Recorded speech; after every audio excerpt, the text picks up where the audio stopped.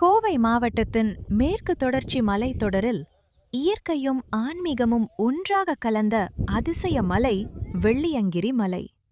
இது தென்னத கைலாயம் என்று அழைக்கப்படுகிறது. ஏன் இந்த பெயர்? இங்கு என்ன சிறப்பு?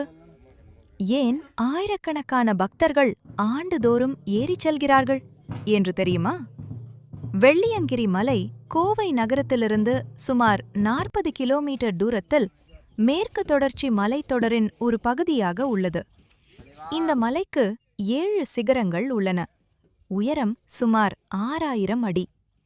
மேலே செல்ல செல்ல குளிர் அதிகரிக்கும். காட்டுப்பகுதி, மூலிகைச் செடிகள், அரிய பறவைகள், விலங்குகள் அனைத்தும் இங்கு காணலாம். மலையின் மேல் பகுதி அடிக்கடி மேகமூட்டத்தால் மூடப்பட்டிருக்கும். இயற்கை அழகு அசரீரம் போல இருக்கும். வெள்ளியங்கிரி மலையின் 7வது சிகரம் மிகவும் புனிதமானதாக கருதப்படுகிறது. இங்கு உள்ள மலையில் அமர்ந்து சிவபெருமான் தியானம் செய்ததாக நம்பப்படுகிறது. இதனால் இது தென்னக கைலாயம் என அழைக்கப்படுகிறது.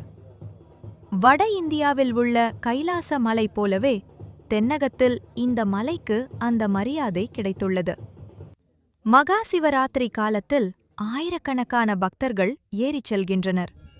சிவபெருமானின் சக்தி இங்கு மிகுந்ததாக பக்தர்கள் நம்புகிறார்கள். வெள்ளியங்கிரி மலை ஏறுவது எளிதல்ல. 7 மலைச்சிகரங்களை கடந்து செல்ல வேண்டும். சுமார் 6 முதல் 8 மணி நேரம் ஆகும். பாதையில் மிகவும் கடினமான ஏற்றங்கள், கற்கள், அதிக குளிர் இருக்கும்.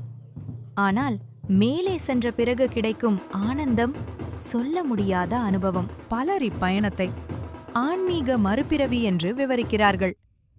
7 மலைச்சிகரங்கள் 7 சக்திகளை குறிக்கிறது என நம்பிக்கை. இங்கு அரிய மூலிகைகள், இயற்கை அழகு, சூரிய உதயம் மற்றும் அஸ்தமனம் அற்புதம் காட்சியாக இருக்கும். மலையேறும் காலம் பொதுவாக மார்ச் முதல் மே வரை மட்டுமே அனுமதிக்கப்படுகிறது. பிற மாதங்களில் பாதுகாப்புக்காக மூடப்படும். வாழ்க்கையில் ஒருமுறையாவது இந்த மலைக்கு சென்று சிவனின் பரிபூரண அருளை பெறுங்கள். ஓம் நம சிவாய.